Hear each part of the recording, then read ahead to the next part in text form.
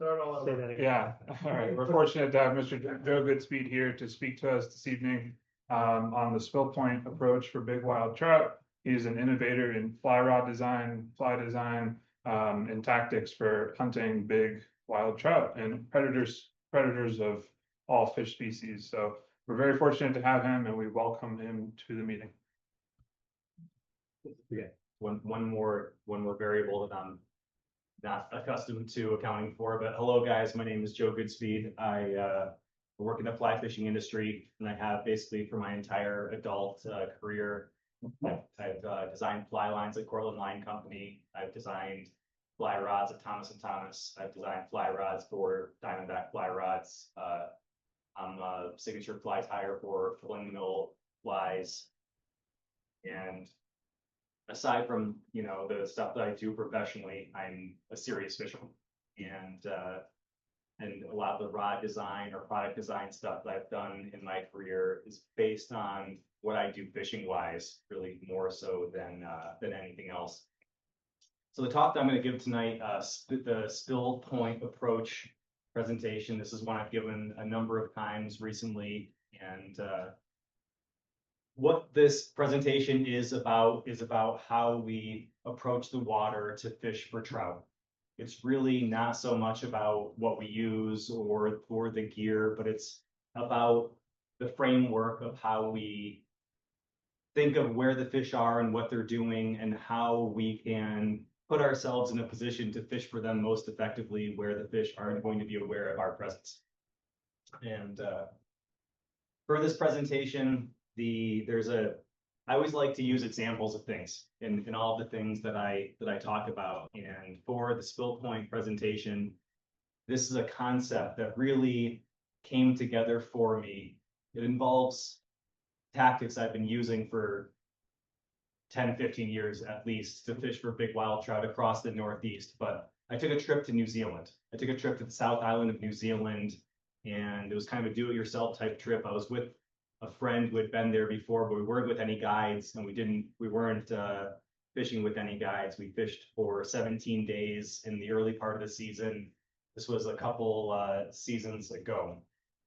And the friend that I went with was a serious trout fisherman, fished the Catskills a lot, someone who I fished with before. And he really tried to prime me for different fishing in New Zealand. He was like, you're going to need, you know, really long leaders. We're going to need to do this upstream approach. And the first couple of days, we'll go to waters that are easier to see the fish so you can get your like eyes about you to do this type of traditional New Zealand stalking upstream fishing. And as I got to New Zealand, I saw a sign along a parking area that said, fish like the Kiwis do, fish upstream. It's the way that we fish, and it allows us to like not run into each other fishing. And it was very clear to me as I was getting to New Zealand that the local culture was this like 9'6" weight, 18-foot leader, floating line, drab clothing, spot and stock fishing, and working your way upstream over large sections of water. And I fished this way for a couple days with my friend, trying to do it the way that he wanted. And really, as I watched what people were doing, I came to the conclusion that what they were doing didn't make any sense as far as effectively tapping into the local fish there in New Zealand, which had a lot of similarities to me to other things that I had done in places across the Northeast where there were marginal water fisheries where the water is dirty, low numbers of trout, larger trout, large water. And when I saw the New Zealand fishing, it seemed like it was the exact same thing of what the fish were and the density of them and how they use the streams, with the exception of the New Zealand water was crystal clear. And the waters that I was used to fishing were dirty colored water, or, you know, stained enough where there wasn't that level of visibility. But what I noticed people doing in New Zealand that didn't make sense to me was there would be a pool with current coming into it and structure and cover and, you know, current and bubbles. structure where you couldn't really see everything. And then in the water, maybe everything had a tail out. And as the guides would work their way upstream, they would be at elevation and they would spot the fish that would be visible in the water. And it would be like, all right, we've got one here. There's a 24-inch trout here in the back of the pool. You know, you can get in position to like make a cast at this fish. And so, you know, the client would go and do that and would maybe spook the fish or maybe potentially catch the fish.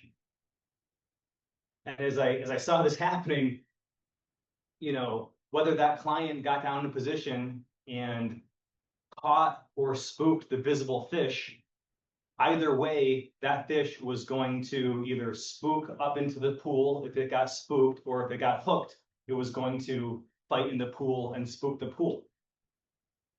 And what I realized was in every one of these pools, there was a hierarchy of fish, larger fish to smaller fish, and they were all nice fish. They were all desirable sized fish, but the bigger ones would consistently use the upper parts of the pools where there was more current and more food and more cover, and they would push the fish that in my mind I would consider like a sentinel fish or like the sub, you know, alpha fish in the hierarchy would get pushed to the back of the pool where there was less cover, less food, and you know, the fish would be kind of stuck in a place where it would be easy to spook them. And that's what would happen is they would get, you know, spotted and either caught or not caught and spooked. And either way, moving forward up that pool, the guide and the client would not have a chance to see what else would live in that pool besides whatever fish were kind of in that sentinel fish position, which was like in the back where there was no cover and less food. And those were the smallest fish in the pools. And after I kind of broke free from that framework of trying to move upstream and fish to the fish that were visible, I realized that the same sort of holding positions and behaviors that I was completely familiar with and accustomed to that wild fish use pretty much everywhere that I've seen them across the Northeast, that applied to the fish in New Zealand as well. And that a lot of those fish were completely not ever really getting fished to based on the fact that they would spook when other fish in the pool spooked, and then, you know, when the pool would go dead. And so as soon as I kind of broke free from fishing with my friends in that style of fishing, I started to have an extremely high level of success with the New Zealand fish by approaching the water differently. And that approach was the same approach that I have fallen back on for years and years. And this is largely, I worked in, I designed the fly lines at Portland Line, and I lived there in central New York, I was in the Susquehanna River drainage, and then central New York has a lot of low gradient streams that have some large wild fish in them. A lot of them are not stocked and they don't have a high number of fish. But those streams that have walleyes and carp and fall fish had really trophy class brown trout that in lots of different streams, there was a similar pattern of where the fish would hold and what sort of food items that they would eat. So for the New Zealand fishing, as I started to walk around those streams, the streams were really crystal clear. And you know, I said that's a big difference from what I'm accustomed to seeing with these, you know, dirty water streams. What food is here that's allowing these fish to grow big? And one of the first things that I noticed walking one of those streams was I picked up a little, what I would call a sand dart. We've got species of minnows that kind of have a rough scale pattern, and they're longer and skinnier than sculpins, but they're a camouflage bottom-oriented minnow, and we have them in many different species, and they're olive and they're tan, and they're little bottom darter fish. And right away, I noticed in those New Zealand waters that they were also camouflaged. They were kind of more sandy colored, bottom-oriented darters. And in that crystal clear water, if you scared anything, there's no place to hide in the crystal clear water. Everything that got spooked went right back to the bottom to hide. And as I made that mental note about what the food was doing, the friend of mine that I was with said, you can't really fish streamers here because the fish will start to chase them and then they kind of like chase them out into the open and give up on them. And I thought about that a little bit and I said, well, I bet because you're always pulling things higher into the water column and these fish are accustomed to their food sources hiding on the bottom. So a little bit of a tangential thing because I'm talking about the New Zealand fishing, but those fish would chase streamers, and if you had weighted head streamers that you sank to the bottom, they would come and eat them right off the bottom. And so fishing things like that and approaching water in a different way, I was able to catch the really big backcountry size fish in New Zealand from the roadside rivers, places that you could pull right up to where there were already footsteps where people had been fishing. Nearly every single pool that I could find, if you approached it the right way with the right type of stuff, the fish were there. And that's often the case in places where there's wild, big wild fish. Oftentimes they get thrown back and they're there and they're very educated. A lot of the places that we have around here, there are some huge fish that you'll see every once in a while, but not really very often. And you know that they're there and they're able to avoid the fishing pressure. And one of the main reasons the fish are able to avoid the fishing pressure is because of our approach. The way that we approach the water is typically going to be the reason why we don't have a chance to catch fish like that are the most wise, experienced fish that are in the stream. So, I don't want to focus too much on the fishing, on like the actual things to fish with. I want to think about the concept of how the fish avoid our approach. And I started to talk about that with the New Zealand situation, where as we move upstream, we will spook fish up into the pool. And that is the case anytime we fish upstream, whether we are nymph fishing or dry fly fishing or whatever we're doing. If we enter a pool from the back, the likelihood that we're going to spook some trout, we're going to shoot up into the pool and are going to alert fish that are further up into the pool of the presence of something that is spooking other trout, because the trout react to each other. Trout will spook each other when one wild trout goes flying past another wild trout. That is something that will cause a wild trout to know something is going on. So as we're moving upstream, oftentimes things are happening that we can't see. Whether it's the sound of our feet thumping against the ground, of our feet churning the gravel, of the flash of our rod in the sunlight. There's lots of little factors that aren't obvious to us all the time that they could be doing something that spooks the fish. But all of these things will add up to making our presence known to the fish that are a wild creature that is programmed to notice anything that's not normal in its environment and to react to that. And if fish are used to fishing pressure, the sound of someone thumping along in wading boots or the flash of a rod in the sunlight are things that those fish correlate with the times that they've been targeted and caught by fishing. And so those are things that are very quickly can spook wild fish. So getting in position to get to those fish and also understanding what position you want to get in if you want to catch the big fish. Because for me, that's always the goal, is to try to kind of break down what the adult fish, the fish that have the most experience, why it is that they are behaving the way that they do, and what is different about what they've learned that makes it harder to catch that fish. Oftentimes, there are similarities of what sort of things those big older fish have learned to avoid, that if you can kind of crack the code on some of them, it will lead to more success like that. So the name of this presentation is Spill Point Approach, and I want to describe what exactly the spill point is.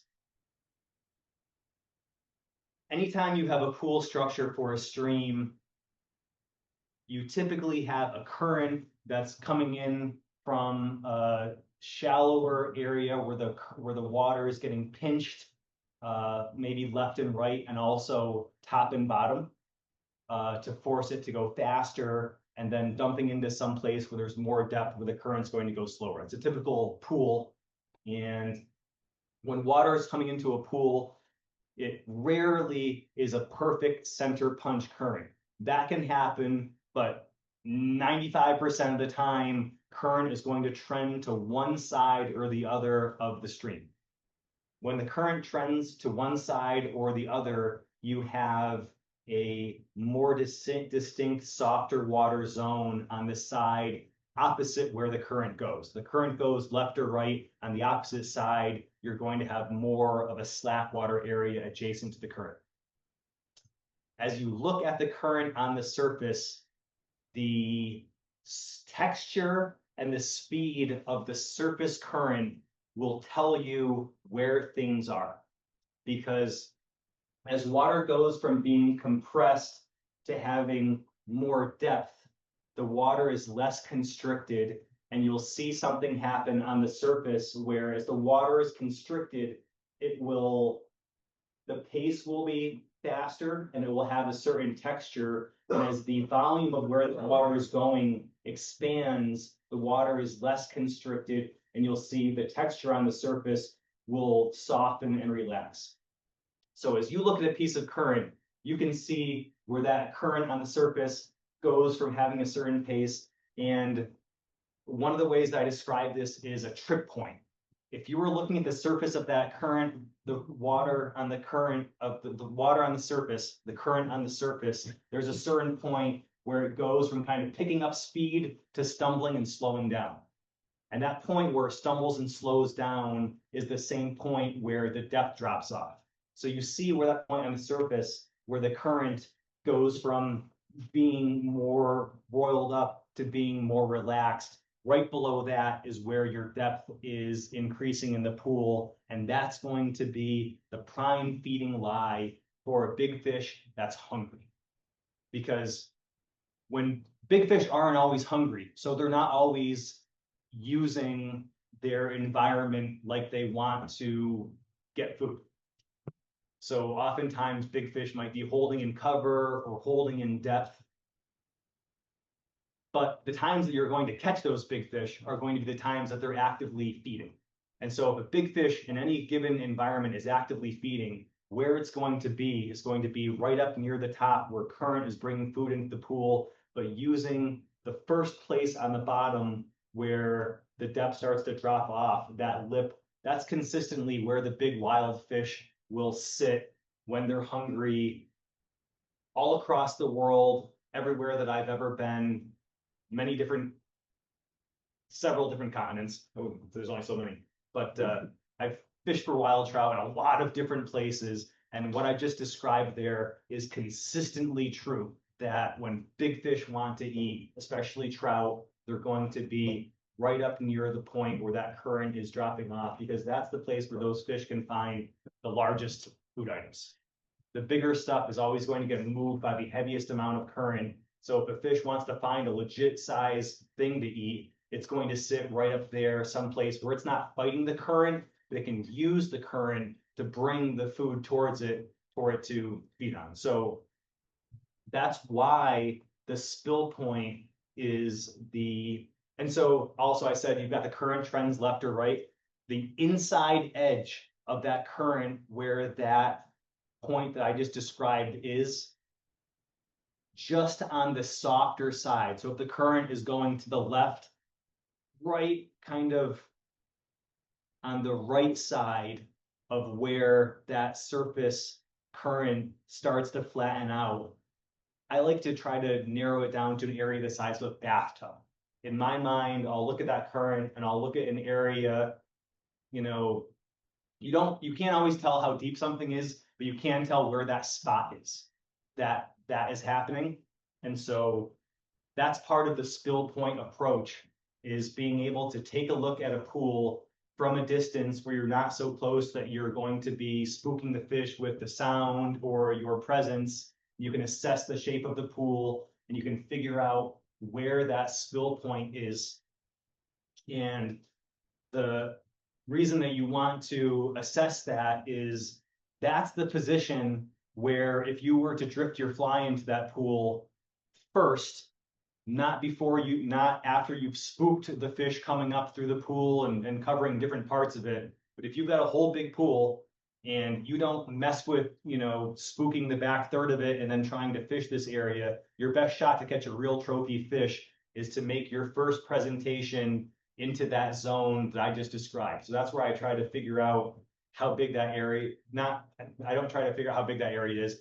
I try to think of an area the size of a bathtub, a lane adjacent to that powerful current where it's dropping off into depth right down there near the bottom, that I say, that's where I think the target fish in this pool is going to be sitting looking for food. And for me, in that position, let's say here we have these two pillars.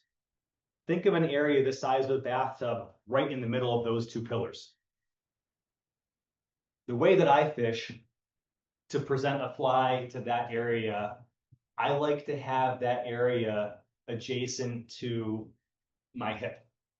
It doesn't matter if it's left or right, but I like to be adjacent to the water where I think I want my presentation to be most focused, so that I can have control of making a drift that's going to be, I'm going to be able to make a drift that's going to be most under control as it goes through that zone. So to get to that point is what I consider the spill point approach. To be able to look at the water from a distance, figure out where that point is, and then work your way into that point as quietly and stealthily as you can, coming in from the side. And that's from pool to pool, it's always a wild card of what you have as far as shore structure and what kind of opportunity you have to make a really stealthy approach. Sometimes what you have for, geography, for trees, for, ground substrate can be the challenge that forces you to either, work around not exactly approaching the way that I'm describing. So it doesn't always work perfectly, but if you keep the framework of where you think that best bite in the pool is going to be, and you approach, for me, oftentimes I would come out from the side if I could, and I would be wearing drab clothing, and I would get low. And I would keep in mind the fact that if you're using a fly reel, oftentimes the fly line or the whatever line we have on the reel is oftentimes bright and visible. And oftentimes we might be wearing all camouflage clothing and holding a rod that has a reel that has a bright orange or bright green fly line on it out in front of our body as we try to, make a stealthy approach to where the wild fish are. And that's something that I have found for myself, spooking fish, because I'm all in camouflage and I've got bright orange line on my reel, and I'm, trying to make these really quiet, stealthy approaches on, clear water streams. And so either looking in the mirror or looking in the reflection of the window of your car, take a look at yourself and see if there's anything, a bright fluorescent logo on your hat. See if there's anything that would be a high contrast point against the background of where you're fishing, because even the line on your reel can be something that's waving around in front of you that can be, spooking the fish. Think of like a turkey head, where you just have the bright colors on a turkey head if a gobbler is puffed out, and how visible just that, bright contrasting area the size of your fist might be out there in a field. And that's, the reason why thinking about your reel is important. For me, I've gone to using Maxima Chameleon, that brown colored line, and using enough of like about 30-pound on top of whatever is on top of my reel before my leader to make sure that I have a nice stealthy color line on the reel. And I can't see the chameleon very well. I fumble around with that shit, but I think that it makes a difference in not spooking the fish. And so that's something where I think the trade-off, you know, is worth doing that there. So how you hit the ground, whether or not your rod is flashy, your reel is flashy, your reel has bright colors on it, your body, or your hat, or any of that has bright colors on it. Your hands can be a really high contrast thing. If you're in a green environment and you're wearing all camouflage and your hands are, you know, bright white, unsuntanned hands, I usually wear kind of tan or olive colored gloves. That might be going a little bit far, but I try to think about everything that the fish are seeing as I'm approaching the fish, because I try to get as close as I can to make a controlled presentation through that zone, oftentimes with a large fly that I have really good control of. And there's a lot of things out there that fit that bill for me. I describe some things like a sculpin on the bottom.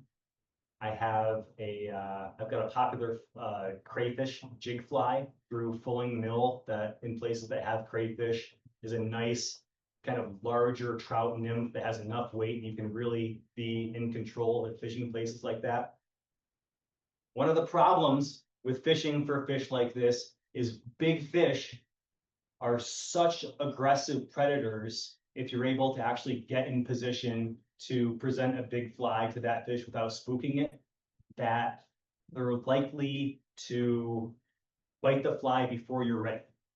And from fish to fish, they've got different behavior patterns. The big adult fish, depending on kind of how they're fished and the depth and cover of where they are and their mood even, but typically big fish will have a certain mode of operation of how they behave in their spot.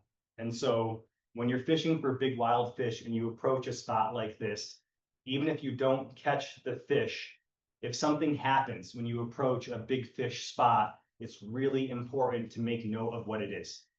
Because when you approach that big fish spot that I just described, and you make that first presentation through there with a large fly, the most likely thing that is going to happen is a big fish is going to bite that fly and spit it out before you can catch up to it.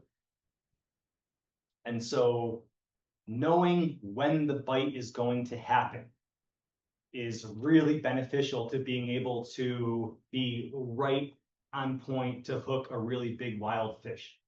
So if you approach a big fish pool like that, and you get right up into the top of it, and you cast your big fly out, and right away your line comes tight before you're really ready, and you miss a fish,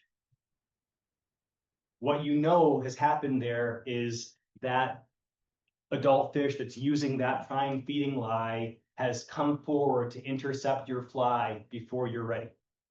And so in a situation like that, you can often go back to that same spot. And if you're ready to detect a bite in the first second of your fly hitting the water, as opposed to maybe letting it sink down and looking most focused for your bite when the fly is 5 or 6 feet down, oftentimes, if you know that the bite is going to come right away or it's going to come down near the bottom, then you're way more likely to effectively set the hook if you have an idea of when that bite is going to happen versus you're just trying to react to it. It's like a player in baseball knowing the fastball is coming versus trying to guess at the pitch.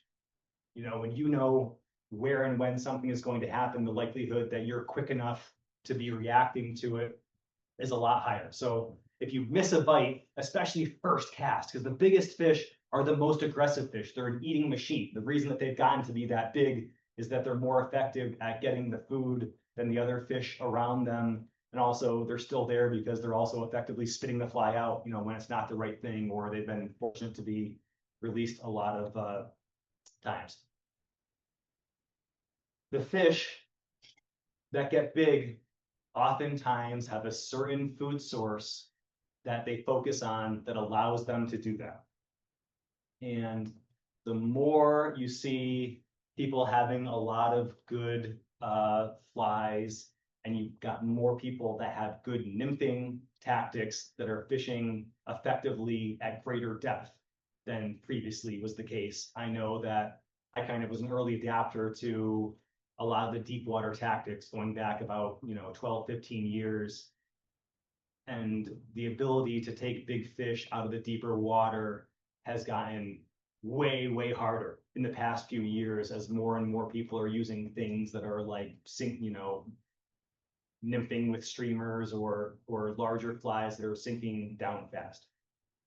As that happens, the way the fish react is they will keep focusing in on food sources that have been safe.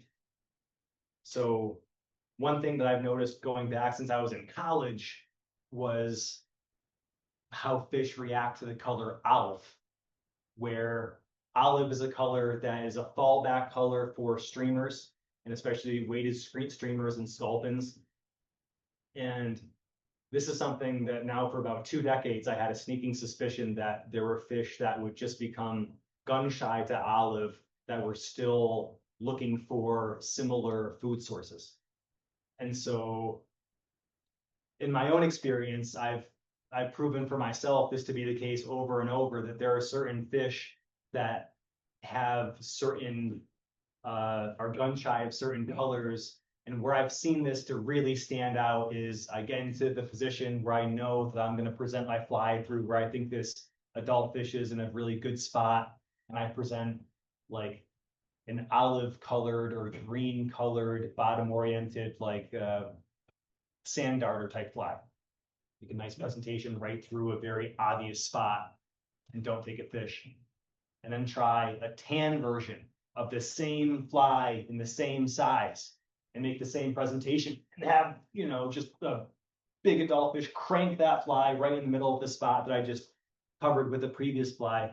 I've seen this happen on a number of occasions where there was a fish that I was like, everything about the flying presentation was the same, except it wasn't green, and the fish ate it. And so, being aware that if you're using a really common, popular thing, that the fish might be well aware that that's something that they've seen or been caught on. If you're seeing the type of fly that you're using up in the trees,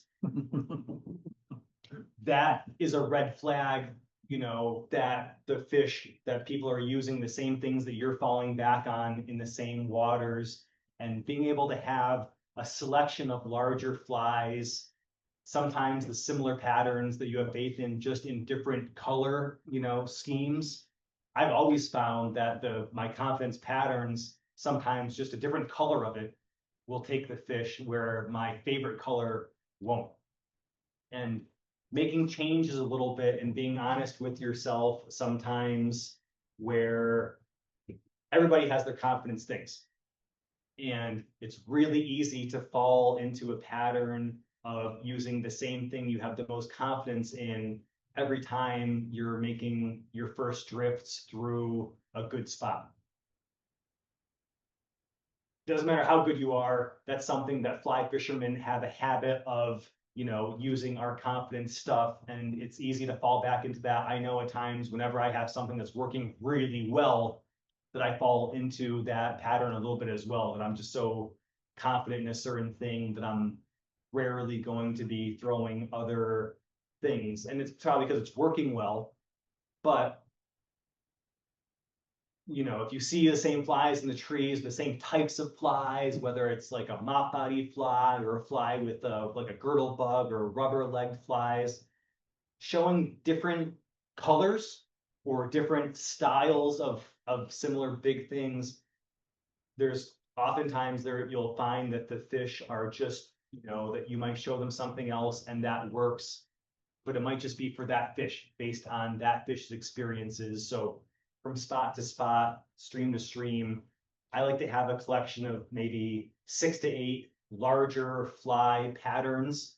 It's not a ton, but it's enough of different things like crane fly larvas, sculpins, darters, more soft-bodied minnows like creek chubs, crayfish, pelgramites. You know, it's not leeches. It's not an unlimited number of things, but any of the things that a fish can see that's a bigger food item is something that I want to have in my, repertoire of things that I could potentially show the fish. And if you can, when you find that thing that suddenly takes a big fish that you're like, oh, I hadn't been using that, that's one of those things where you might be able to fall back on that pattern of using that in different places where you haven't been taking the fish to potentially take some fish, just using a pattern that you hadn't been using.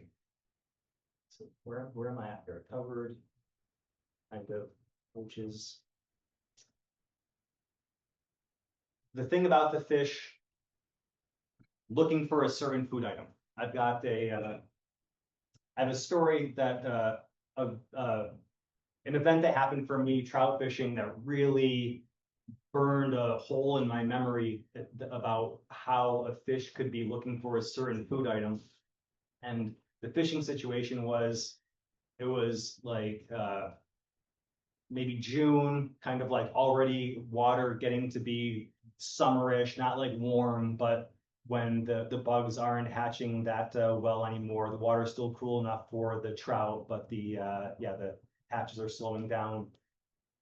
Middle of the day, I'm fishing a marginal water stream that has smallmouth bass and fall fish and walleyes and northern pike and big trout. And I was fishing a deep pool that was a good walleye spot as well. And I was fishing a sandy depth transition with no significant current, a place where there were kind of some current tongues going around an island. So the current was broken up and there wasn't like a solid current flow coming into the steep pool. And in the sunlight, as I was standing on this sandbar, I could see the shape of a tan-colored fish that was suspending just off of this gentle current transition going into the pool. And it was big enough where I thought it was a carp, or I wasn't sure what it was.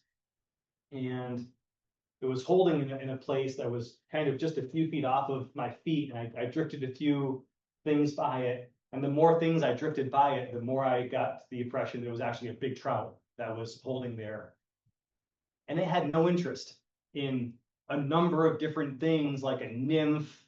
I remember drifting several flies past this and just being like, what on earth is this fish doing in bright sunlight without any current for cover, holding here, I don't know, 5 feet down, over 10 feet, and just enough current where the fish was fighting some current. And I said, I always feel if the fish are fighting current, they're looking for food, that there's a kind of energy expenditure ratio where nothing, especially a smart wild fish, is likely to hold in a current where it's exhausting energy without the likelihood that it's going to be eating enough food to be replacing whatever calories it's using.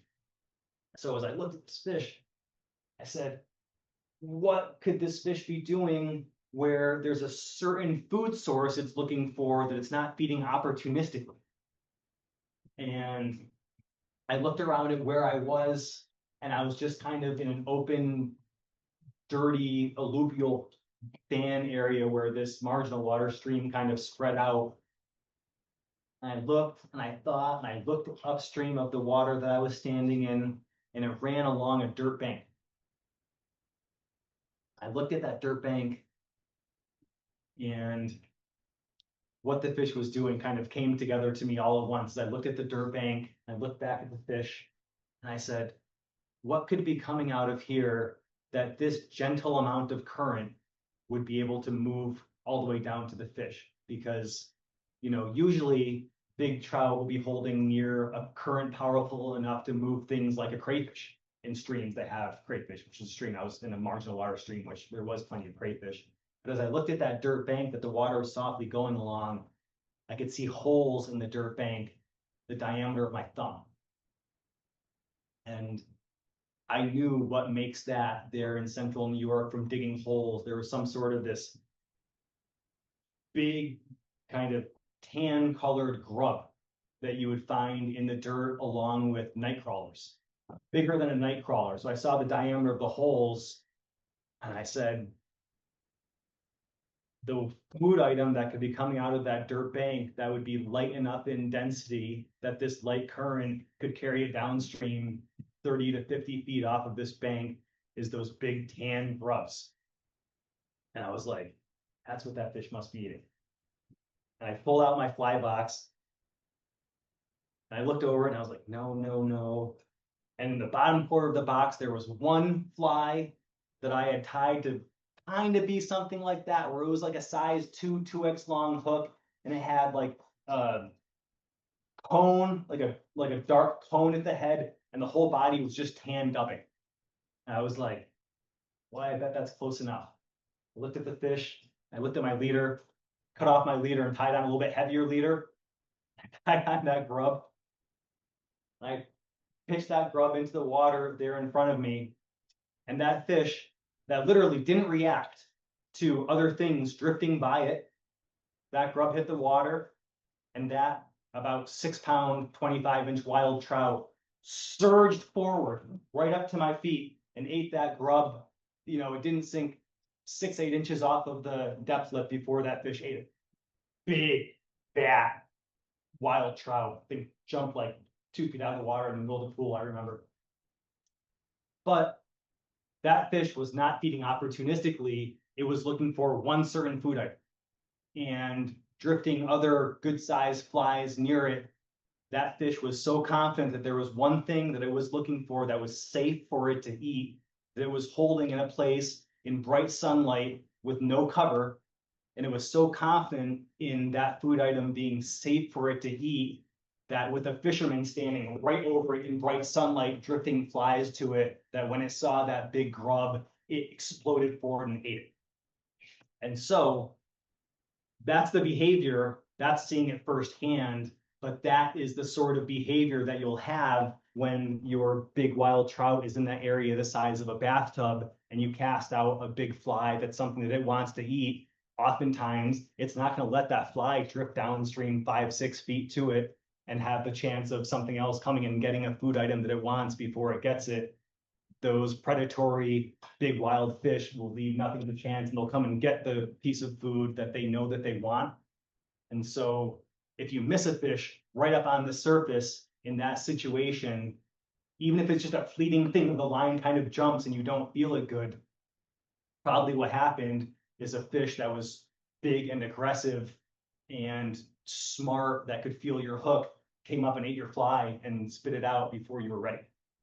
So when that happens, being able to come and approach that spot again in a few days, or maybe in similar light and water conditions, is the best way you're likely to have the same thing happen again. Use a similar fly and be ready in the same timing and position where you missed a fish, and pretty consistently you're likely to get another bite from that same fish if you never came tight to it the first time and it just spit your fly out. So,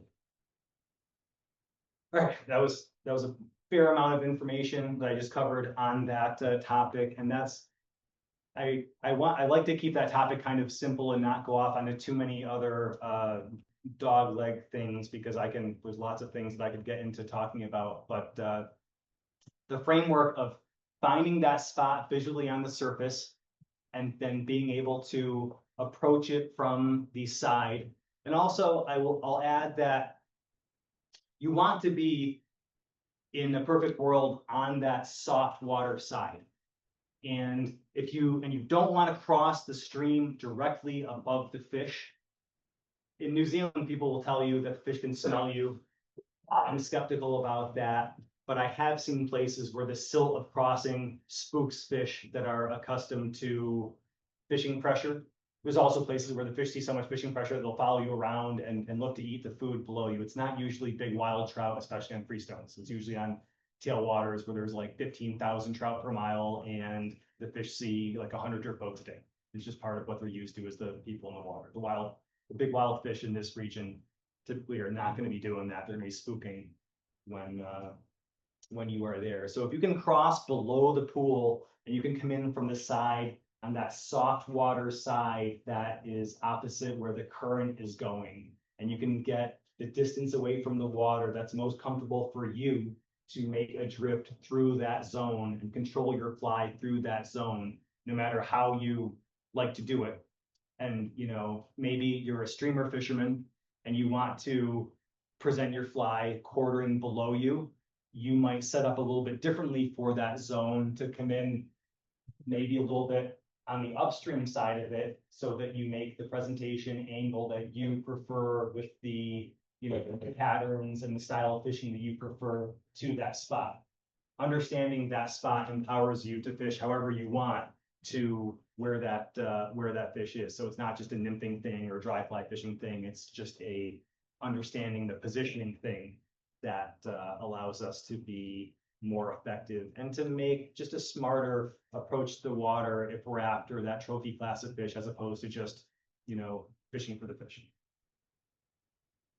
That's what I wanted to cover for that. I want to field any questions on this topic that you guys have with within this time frame, because I just don't like to make people listen to me talk nonstop for too long without going up for air.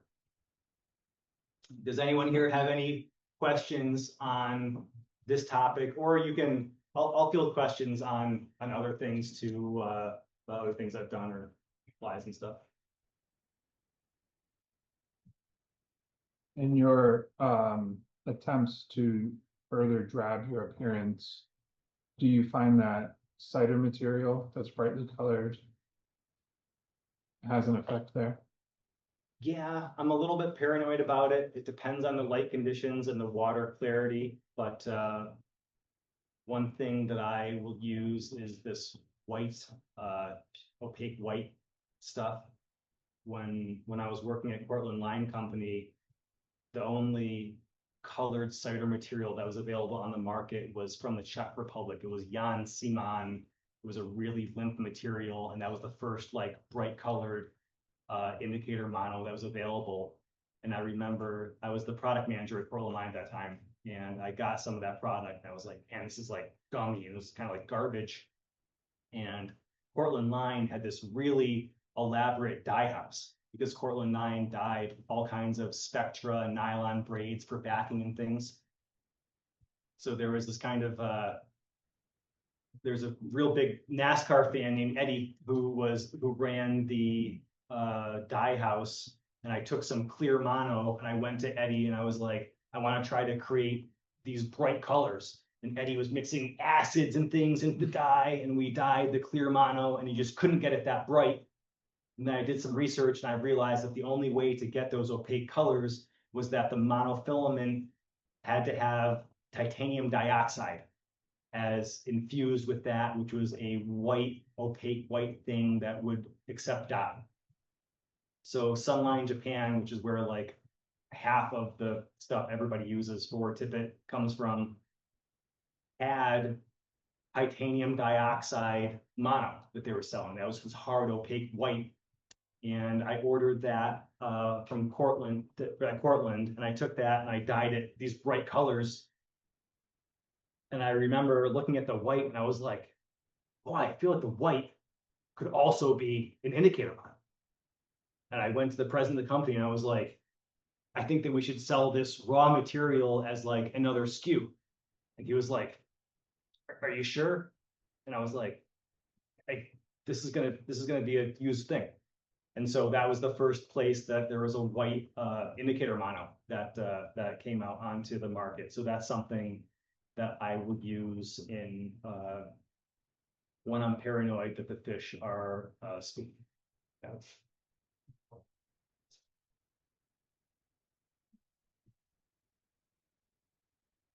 Any advice for dry flies? You know, obviously, we all know that big trout got that big from eating big bugs. But I only fish dries. Mhm. And gave up going underneath only, you know, for that challenge. Often use under size 24. And I certainly catch a certain size fish. I've caught a few over 20 inches, But any advice on how to maybe,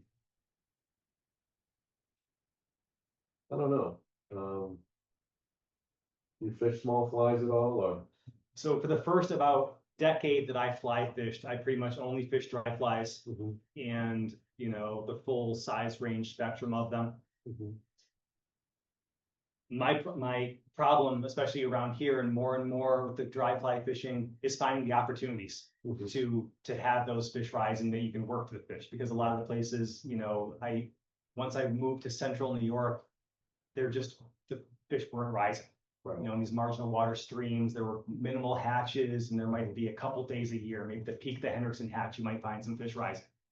So that forced me to, you know, expand. But as far as the dry fly fishing goes, when I've taken my biggest fish on the surface, I've always been upstream from the fish. So the same sort of angles that I was just describing, or even a more extreme angle where you're way above the fish and you're feeding down to the fish. Most of the trophy class fish that I've taken on dry flies, I've been feeding a fly down to a fish, and I've been at a distance above the fish where I think that being so far away from the fish was making it possible to, you know, not have spooked the fish with my presence, with my, you know, feed, or, you know, the waves on the surface. You But gotta be quick with the set.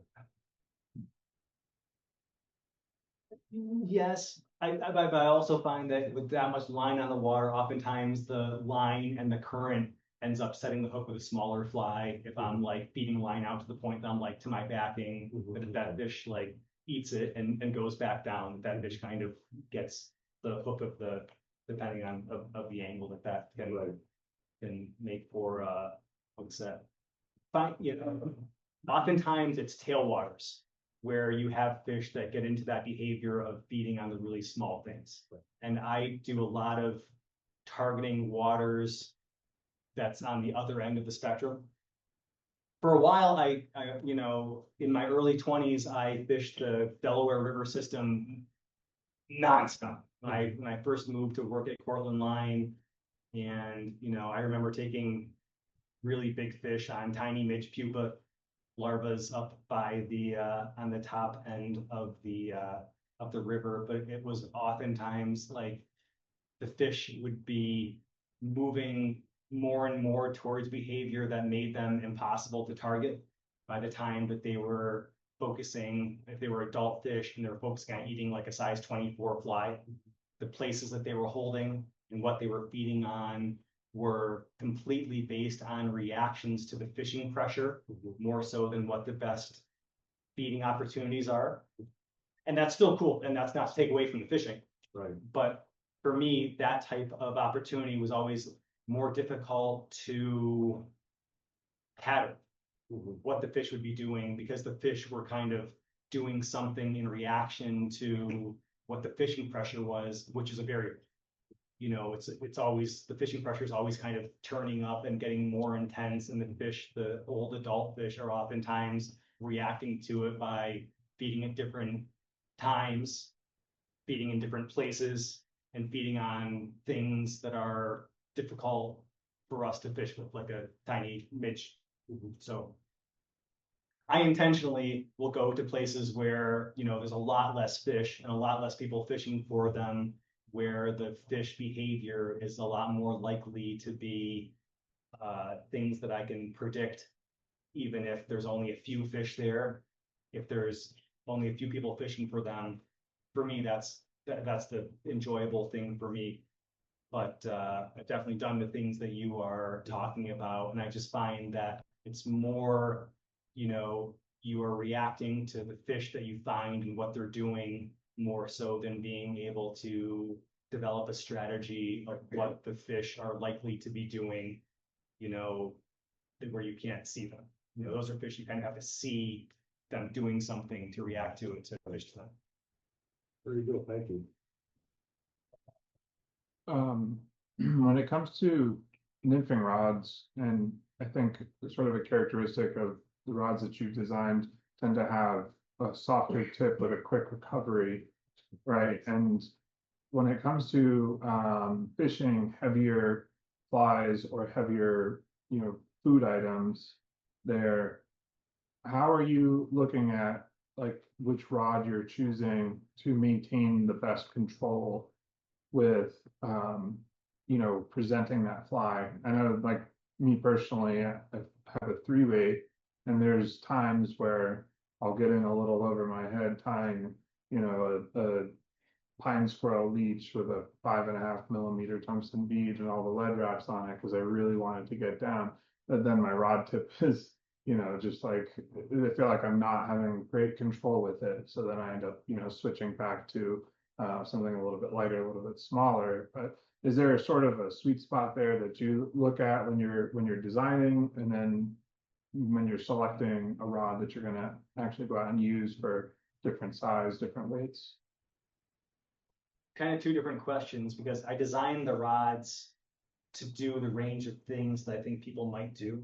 When I select the rod that I'm going to use for a certain fishing situation, I select the rod based on the hook setting ability, and I think about what the largest size hooks I intend to use in the fishing situation are, and what the size class of fish I think I might be setting those hooks into.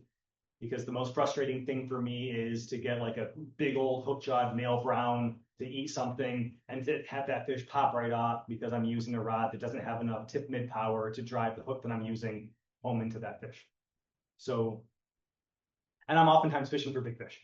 So if I know that I'm using flies, they're gonna have like a size 8 or 6 or 4 hook, and I know that I'm fishing for fish that might have like a pretty large size, top end, size, I'm going to choose a rod from my quiver that I'm confident has enough tip mid power to set the hook. If I feel the bite and, I set the hook at the right time, I want to have enough power to make sure that I can stick, the hook home with that fish. So when I'm using smaller flies, oftentimes I'll use those lighter rods, like a 1-weight or 2-weight, because the rods are more precise and more accurate in those sizes. And if I don't need to set a large hook, and if I'm not using heavier tippet, the rods can only put so much force on your rig and your tippet, and so if I'm using, I don't use much like gas. I barely carry anything lighter than about 5-pound test when I'm trout fishing. But if I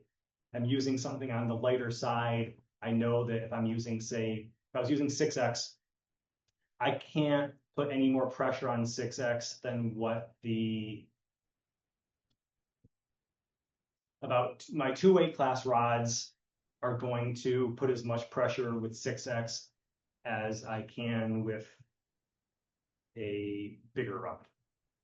So if I'm using stuff that's that light, in my mind, I might as well use the lighter rods. They're going to fish the flies more accurately and still be able to set the hook. And I know I'll be able to fight the fish just as hard with that lighter tippet with those lighter rods as I would if I had 6X on my 4-weight. I couldn't pull any harder on that fish without breaking that line with that, and I'd have more control doing it with the 2. So couple things, but mainly first and foremost, it's hook setting power and hook size. And, that's, 90% of what I choose and why when I say, okay, I'm getting out of my car right now, do I want the 2 or 3 or 4? Oftentimes I'm using 4s, with those bigger size hooks so I can set themselves. Got a question on Zoom here. Go ahead, Greg. Yes. Hey, Joe, it's really good to hear somebody talk about Cortland. Growing up in New York State, Chautauqua County, Allegheny National Forest, a soft spot in my heart for Cortland.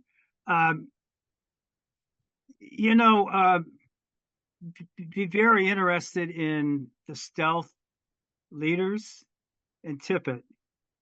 Scientific angler, which I'm not a fan of, it's got this, what they call totally stealth leader. And it's very obvious that, like you, I'm not a fan of these bright fluorescent orange fly lines. So I'd be very interested in, what you think is the best stealth leader and tippet. Leader and tippet has so much to do with presenting the flies that the thing that I think about is the way the fish backlight what they're seeing. You've got the fish underwater, they have a cone of vision, and then you have, the surface of water, you have the reflection of light off of that, then you have what's on the other side of that. And so I don't want to use things that have a high contrast with the sky or with the color of the vegetation. And for the most part, it's light on dark or dark against light that would have those sorts of contrasts. And it's what's going to get below the water. I'm actually just as paranoid really of having a sighter and having it, you know, hitting the water for moments in the area that I'm fishing.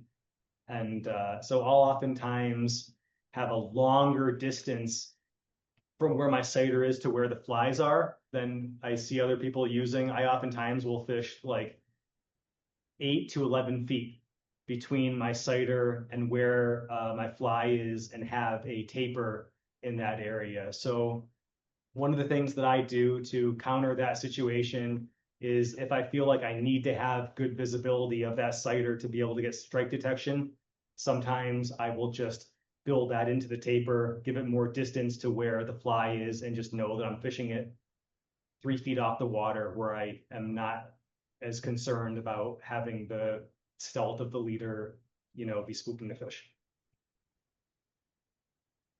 Thank you. All right, well, if that's all. Thank you very much, Mr. Goodspeed, for your presentation.